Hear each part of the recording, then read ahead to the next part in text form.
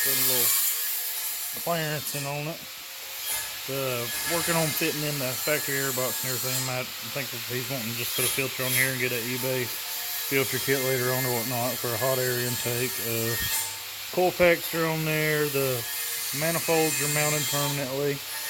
All the wiring's pretty much hooked up, minus a couple of things I got to do. I'm gonna take some spare time in the morning to do that while everybody's gone. But it came together pretty good. The fuel system's done, so the new style pumps in the truck, and we got the push lock fuel line ran with the Corvette fuel filter up underneath. All that went pretty good. We only had one leak, and then had to put just a little different barb in there. We had too small of one in there, so that's done. Not too many bumps in the road on that. Cody pretty much took care of that after work today, so doing pretty good on them.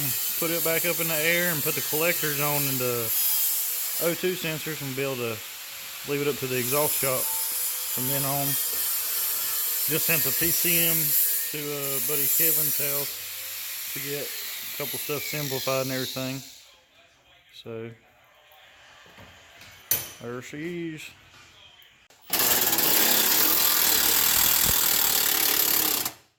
Crank it in there.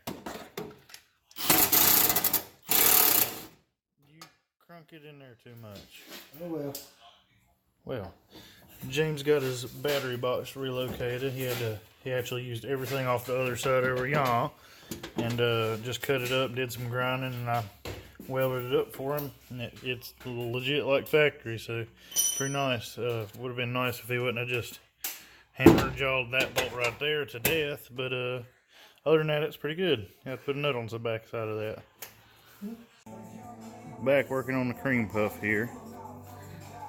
Straightening up the wires, and now we're ready for the drive-by wire module. I think they call that the TAC module or something like that, but it's the drive-by wire box that communicates between the pedal and the throttle body and the harness or whatnot. So that little guy is gonna go right on, thanks to this little guy. So I'm gonna drill a hole and say some words, and hopefully I don't hit wires that I looked and checked and there wasn't no wires, but I'm sure one will pop out of nowhere. It's always fun like that.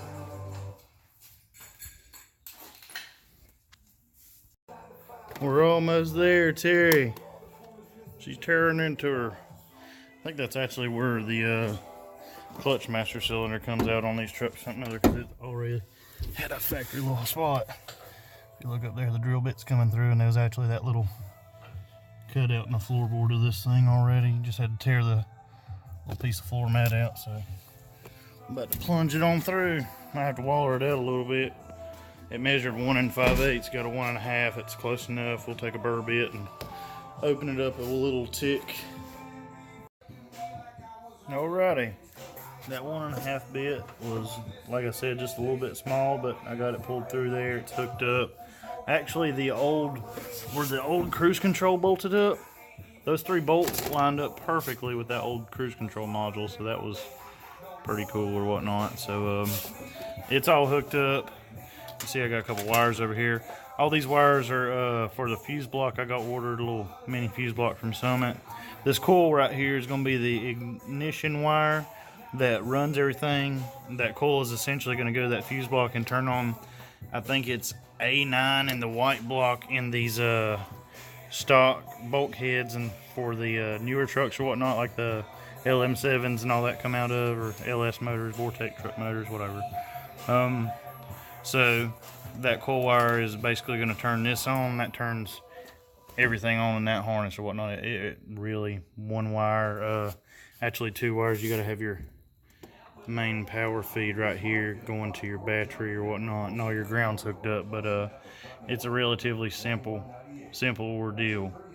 You just gotta get in there and do it. It ain't too hard as long as you got common sense, and a lot of people like that nowadays, but whatever. A couple wires got to come up to the alternator main post. It's either the alternator or go straight to the battery, and this post right here is connected straight to the battery, so, and it's closer to where they're actually routed from, which is over there in the stock harness and stock bolt head that has the main 12 or constant 12 volt So hook a couple wires up, wait for my Summit fuse blocks, and this thing should be good to go. Oh yeah, he's got to get a knock sensor harness and knock sensors. We got to take the intake, pop the intake back off, and put those in there, but that's no big deal. Thankfully, Kevin Robinson saved us on that, and we was going to tune it out, but he said, no, that's a good fail-safe for if we get a hold of some bad gas or anything like that. So that's a good fail-safe for these motors run pump gas.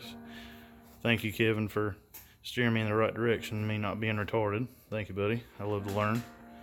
So this pig might run in a couple days, possibly this week. Just depends on the way parts come in and everything. And we also have another truck to work on. You'll see that in another later clip, I'm sure. Once more, Cody's in the bay, situating stuff. Just threw the knock sensors and the harness on there. I'm finishing up my last minute. I'm running the diagnostics OBD2 port up here, and then just gonna run an inline fuse in between the signal block for the Tahoe, all that stuff or whatnot, and split that with the coil wire as the ignition signal, and just that's gonna be temporary until the Summit blocks come in. So we're just kind of antsy, want to see if this pig's gonna run, see what we're missing or whatnot. So see how it goes. First start up on OBS, or attempt at least. We'll see.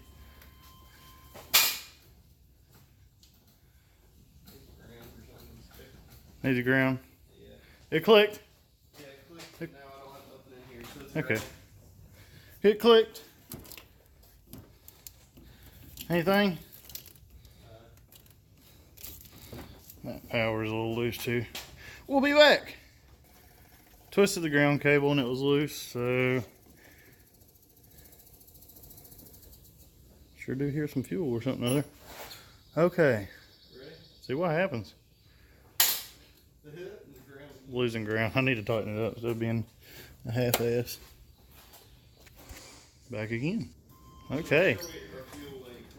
I tightened it. Let's see if we got any fuel leak. It's all dry under here. You hear the pump? Not to be, not exactly. No, I don't hear the pump. Try like 11D. Sounds like the fuel pump's just quiet, I guess. Let's see.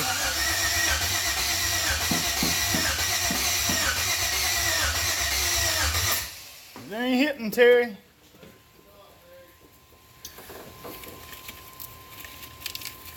Maybe PCM still, I don't know.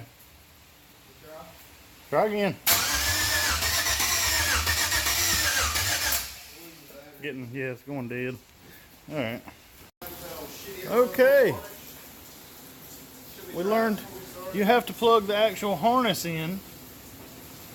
So that's plugged in. We got spark, we got oil. Thankfully we didn't fire it up because there wasn't no oil in the truck. Let me throw the cap back on there and yank this funnel out for you. Fire this bad boy off. No. No. Not yet. Yeah.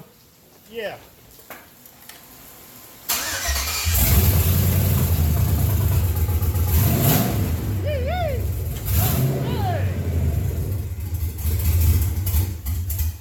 Not bad. All right, hold on. All right, that's a small victory, I would say. Got Cody, the CEO, in here, and then the manager dogs. Once again, this is temporary. Waiting on the Summit fuse block and neating a couple things up, and she'll be pretty much ready for the road. Fill her up with water, steam vent. Cody updated his list for him so he knows. So if you want to see more stuff like this or other stuff, please like and subscribe. We're going to keep doing it no matter what. Bye, have a beautiful time.